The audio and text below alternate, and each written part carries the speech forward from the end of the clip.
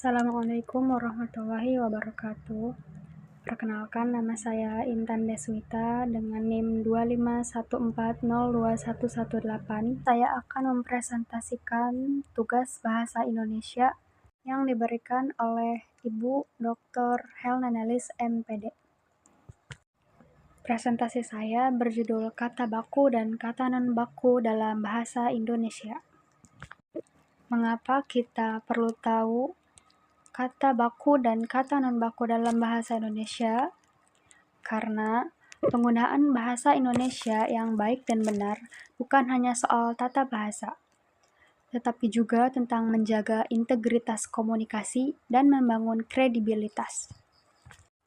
Ada 3 poin penting mengapa kita perlu tahu kata baku dan kata non-baku dalam bahasa Indonesia. Yang pertama ialah klaritas komunikasi, atau memastikan pesan tersampaikan dengan jelas dan tanpa ambiguitas, terutama dalam situasi formal. Yang kedua, kredibilitas dan profesionalisme, menunjukkan respect terhadap audiens dan kemampuan berbahasa yang mumpuni di lingkungan profesional. Dan yang terakhir ialah pemersatu bangsa, membantu melestarikan bahasa Indonesia sebagai identitas nasional dan alat komunikasi yang efektif antar daerah. Apa itu kata baku? Kata baku adalah kata yang pengucapan atau penulisannya sesuai dengan kaidah-kaidah bahasa Indonesia yang telah distandarisasi. Definisi kata baku ialah bentuk kata yang telah ditentukan dan disepakati sebagai standar dalam penggunaan bahasa Indonesia resmi. Fungsi utama kata baku ada 3. Yang pertama, digunakan dalam komunikasi formal, seperti dokumen resmi, karya ilmiah, dan pidato. 2. Menciptakan keseragaman dan kepastian dalam berbahasa. Dan yang terakhir, menjaga keutuhan bahasa sebagai bahasa nasional. Ciri-ciri kata baku ialah: nomor 1, tidak terpengaruh bahasa daerah atau asing. 2, bukan bahasa percakapan. 3, digunakan dalam ragam tulisan dan ragam lisan resmi. Dan yang keempat, memiliki arti yang jelas dan tidak rancu. Selanjutnya, apa itu kata non-baku? Kata non-baku adalah kebalikannya kata baku, yaitu kata yang pengucapan atau penulisannya tidak sesuai dengan kaidah bahasa yang telah distandarisasi.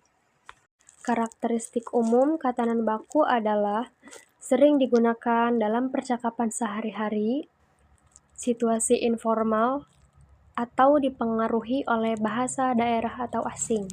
Kemudian, penyebab munculnya kata non-baku itu dipengaruhi oleh lingkungan sosial, kebiasaan berbicara, perkembangan tren, dan adaptasi bahasa informal. Selanjutnya, perbandingan kata baku dan non-baku. Mari kita lihat beberapa contoh umum yang sering kita temui dalam kehidupan sehari-hari. Untuk contoh kata baku, kita pilih apotek atau tempat membeli obat-obatan. Apotek ini contoh kata baku, dan contoh kata non-bakunya ialah apotik. Perhatikan perbedaan ejaan yang seringkali luput dari perhatian kita. Kemudian, beberapa contoh lain yang sering digunakan dalam percakapan sehari-hari. Di sini terdapat kolom sebelah kiri dan kolom sebelah kanan. Untuk kolom sebelah kiri itu untuk kata baku, dan kolom sebelah kanan itu untuk kata non-baku atau tidak formal. Dan kata yang bakunya ialah aktivitas, nasihat, objek, fotokopi, dan risiko. Untuk kata non-baku ada aktivitas yang menggunakan huruf F, nasihat menggunakan huruf E bukan huruf I, kemudian ada objek menggunakan huruf Y, fotokopi menggunakan spasi. antara foto dan kopi. Yang terakhir ialah resiko, menggunakan huruf E bukan menggunakan huruf I untuk kata non-baku. Sumber rujukan kata baku. Untuk memastikan penggunaan kata yang tepat, kita memiliki dua panduan utama. Yang pertama ialah KBBI atau kepanjangan dari Kamus Besar Bahasa Indonesia. KBBI ini ialah sumber utama untuk mencari tahu ejaan, arti, dan kelas kata baku. Tersedia daring dan luring. Yang kedua ialah PUEBI atau kepanjangan dari Pedoman Umum Ejaan Bahasa Indonesia. PUEBI ini merupakan pengatur kaidah penulisan ejaan, tanda baca, dan penggunaan huruf kapital yang benar. Gunakan kedua sumber ini secara aktif untuk validasi dan pembelajaran. Selanjutnya, dampak penggunaan kata yang tidak tepat. Menggunakan kata non-baku dalam konteks formal dapat menimbulkan beberapa konsekuensi negatif yang perlu kita hindari, yakni kesalahpahaman yang berpotensi interpretasi keliru terhadap pesan yang ingin disampaikan. Kemudian kurangnya kredibilitas yang menurunkan tingkat kepercayaan dan pandangan profesional terhadap penulis atau pembicara. Dan yang terakhir, citra tidak profesional yang dapat memberikan kesan kurangnya perhatian terhadap detail dan kualitas pekerjaan. Ini dia tips praktis meningkatkan kemampuan menggunakan kata baku. Meningkatkan kemampuan berbahasa baku adalah proses yang berkelanjutan. Yang pertama ialah baca sumber resmi.